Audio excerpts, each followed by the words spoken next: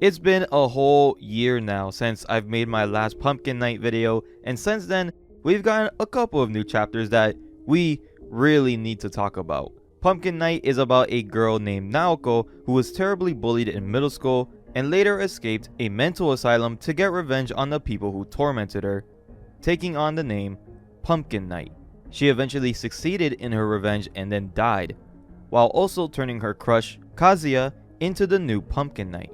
In the last video, Naoko was resurrected but ended up caught in an asylum called the Farm, all while searching for Kazuya. It ended with Naoko and Kazuya escaping the asylum and living together on an island with the rest of her group. And while Kazuya is now dying from an illness, a doctor in their group reveals that he might have a cure.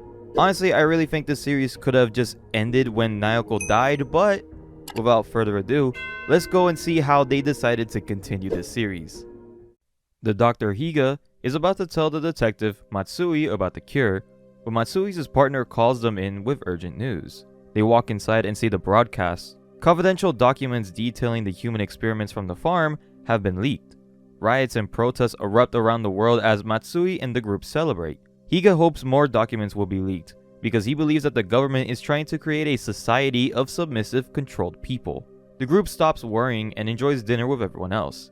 We then cut to Yuki in a warehouse, shopping for rocket launchers as he declares that he's going to start World War III. Outside the beach house, drones begin to surround the area as an army of armed men emerge from the water. In an unknown location, Sae, who's Naruto's mom and Trump's wife in this universe, is tied to a chair, watching everything unfold.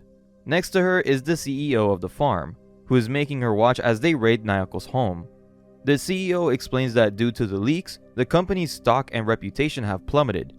Congress stepped in to help and provide them with special military equipment. However, Saya doesn't budge. She laughs in his face, telling him that the experiments possess powers that he can't even imagine. Behind the CEO, we see the spirit of Naruto. Back at the beach, the army men charge in, but waiting for them is Shingo with a machine gun. He opens fire, mowing down the soldiers and leaving the ocean stained red as the CEO watches in shock. Shingo keeps shooting while some soldiers take cover. The leader begins calling for backup, but suddenly, Naoko appears in her Pumpkin Night attire. She stabs the leader in the neck but leaves him alive just long enough to taunt him. She asks if he enjoys killing helpless people, women and children alike, and tells him that she hears their cries, begging her to kill him.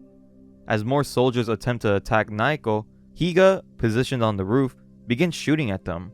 Naoko gets distracted and the leader takes her hostage. Both Shingo and Higa stop firing, but Naoko whispers, "Vladimir, will you kill another child?" and transforms into Vladimir's father. Vladimir in shock backs away, giving Higa a clean shot to snipe him in the head. The soldiers are all wiped out, but the CEO has one more trick up his sleeve. Suddenly, a robot spider tank emerges from the water, but it's surprisingly tiny. Naoko is obsessed with it, but the robot suddenly fires a laser at her. She reflects it and the beam slices off a nearby tree. The CEO reveals that Sae failed because she relied on humans, while machines are known to be superior. The robot sprays down lasers everywhere, but Naoko easily dodges them. Meanwhile, Kazuya, Matsui, Matsui's partner, and Yuki are all hiding in the basement. Matsui's partner panics, thinking that they're all gonna die, but Yuki just tells him to shut up, that they've got Naoko on their side.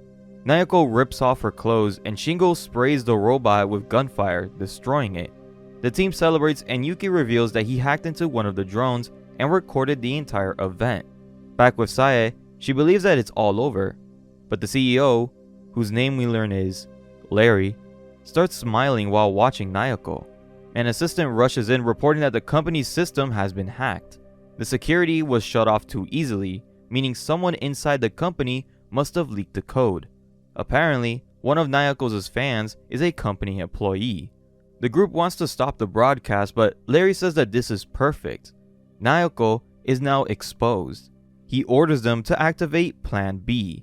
Back at the house, Matsui is furious at Yuki for leaking the footage to millions of people. Matsui insists that it's going to get them all killed, but Yuki argues that the company is backed by major countries.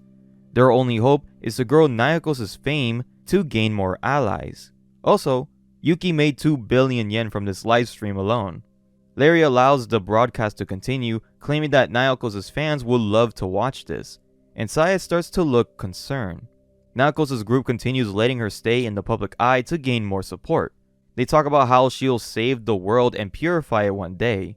Natsui's partner brings them food, but just as Naoko removes her helmet, a bullet pierces through the pumpkin's masked forehead.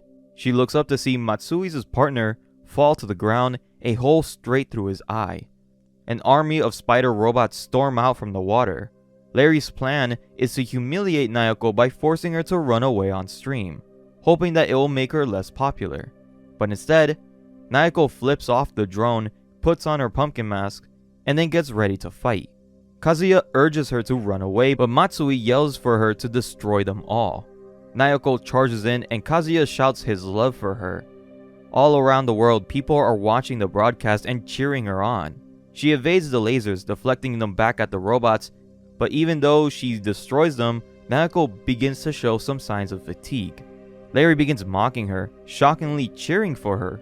Saya explains that Larry is a successful businessman who invested in and merged companies, eventually launching a super soldier program. Surrounded, Naoko tries to escape, but the robots explode around her. From a distance, we see Shingo and Higa using rocket launchers to destroy the remaining robots. All of them are eliminated, and panic spreads among Larry's group. When questioned what to do next, Larry just makes a weird face. Then, he decides to just kill everyone in Naoko's group. He orders to launch missiles. Naoko runs up to Shingo, but a missile crashes in between them.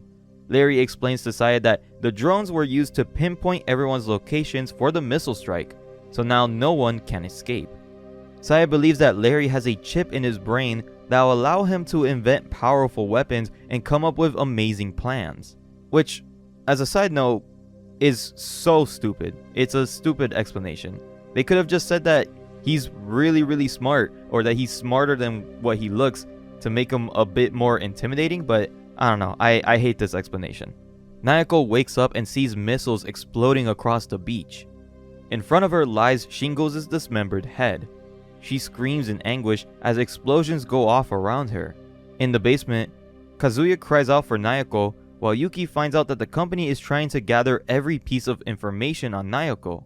Matsui appears behind Yuki and demands that he shuts off the broadcast. As Larry gleefully watches the chaos through the cameras, one of his men report that all of the drones have been destroyed.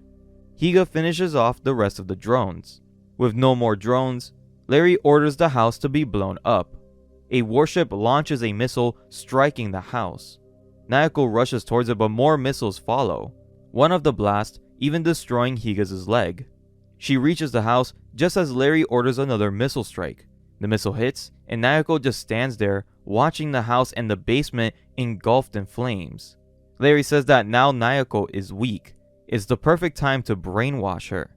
He tells Saya that her research can now finally become a reality. He's already sent a helicopter to the island to kidnap Naoko and continue their experiments. Saya just laughs in his face again and says that he's nothing more than just a foolish child. Suddenly, one of the men tells Larry to look at the screen again.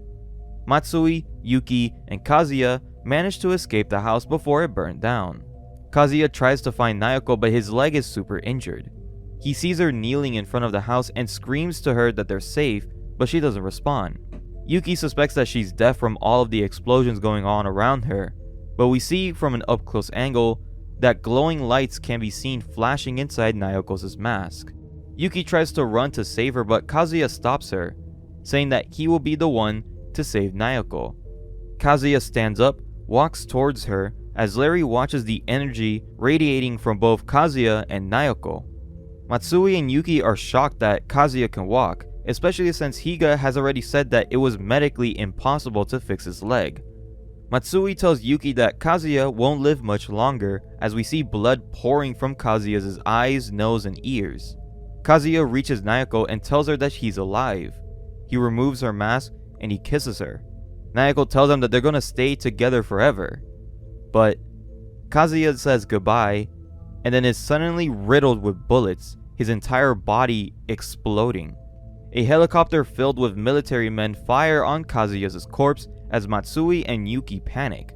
Larry celebrates, claiming that they'll just arrest Naoko and then complete their mission. But Saya looks on with concern, saying that they just killed the only person who can stop Naoko, and now, without him, the monster inside of her will awaken. The soldiers land on the beach. Naoko puts on her pumpkin mask and begins to slaughter them all. Enraged, she appears as a gigantic monster to the soldiers. Larry doesn't understand what's happening, but Saya explains that this is the monster that he has awakened, and now it's coming for him. Naoko kills the soldiers in the helicopter and then orders the pilots to fly her to the ship. Once they arrive, Naoko opens fire on the crew with a machine gun and then sets the ship ablaze. Meanwhile, Higa, Yuki, and Matsui mourn Kazuya's death. We then cut to the future. Naoko has had her body repaired and looks back to normal. As she walks down the street carrying a large bag, 3 men with cameras begin lusting over her and plan to kidnap her to use her for some films. As she walks into an alleyway, the men follow her in a van and abduct her. Inside the van, one man opens up her bag and discovers knives, weapons, and her pumpkin mask. Naoko kills the men inside the van using a broken microphone. She then runs over the last man outside. Afterward, she spray paints the van with the message, "Pumpkin Night was here." Across news outlets and social media, reports of the Pumpkin Night massacres begin going viral once again. Larry is monitoring everything in his lab.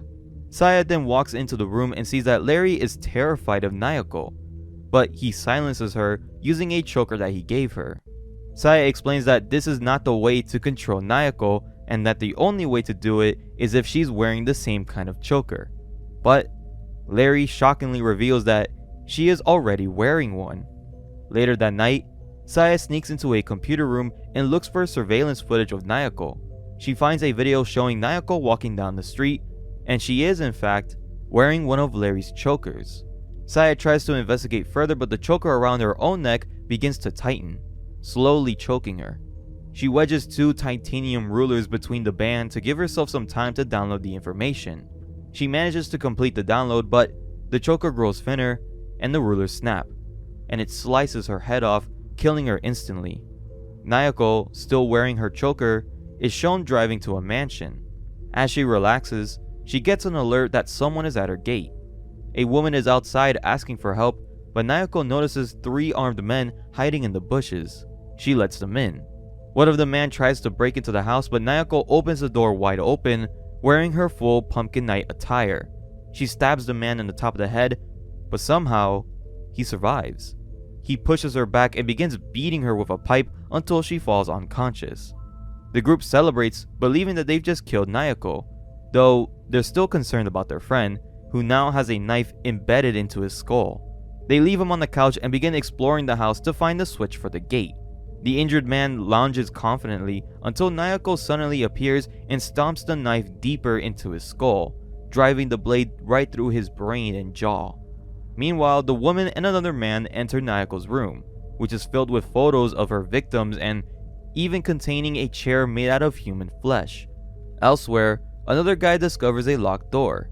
He opens it and finds a giant frozen headless body hanging from the ceiling. Naoko appears behind him and they begin slicing him apart. The woman and the other man walk in to see Naoko as a demonic figure and run away in terror. Back at the company, Larry finds the bloody remains of Sae. However, he's shocked because it wasn't him who activated her choker. He demands to know who did it, and one of his men finds a message Sae left on the computer. In the video, Sae explains that she knew that she was going to die. She tells Larry that Naoko is the gateway to the demon realm. The human world and the demon realm are connected, and Naoko is that bridge. If demons cross through, there will be no stopping them.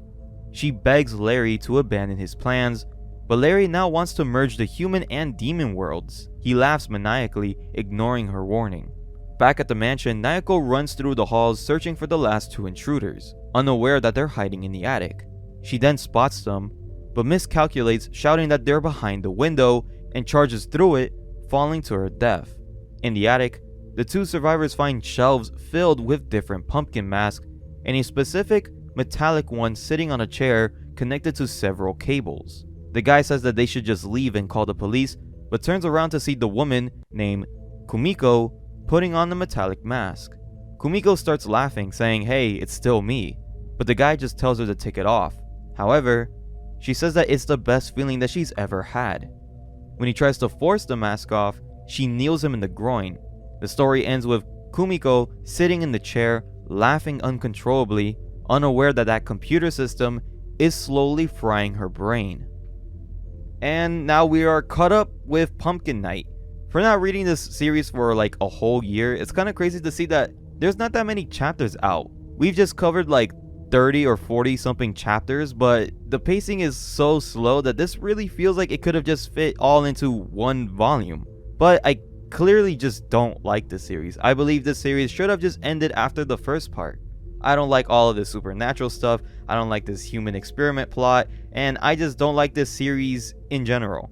However, on the bright side, the translations in the past were just really awful. So all of those edgy translations are now completely gone. The only problem I see is that the official English translation isn't even near this part of the series, and this series changes translators a lot, like almost every chapter, so it's very difficult to fully read it. Also, I do like the art, I love the gore, I love the fight scene, so if you like more of a turn off your brain and watch some crazy kills type of series, this is definitely for you. As for the current arc that we just read, I did like all of the fighting, which is like 90% of it, so it's not that bad, but again, I don't like the story, I don't like the characters, I don't like the way the characters act. It's just all super stupid for me. It's clear that this story isn't trying to story no more. It's just trying to go for really awesome and brutal kills and have extremely good art. Which, again, if you don't mind that, this is a pretty good series for you. And that is the Pumpkin Night series that we now have. But I want to know, do you guys like it? Do you guys hate it? Let me know in the comments below. I hope you guys enjoyed this video though. Remember to join the Discord server, the Patreon, and the YouTube membership. All of the links will be in the description below. And if you want more horror content like this one, then why not scroll down and hit that subscribe button. But I'll be seeing you guys in the next video.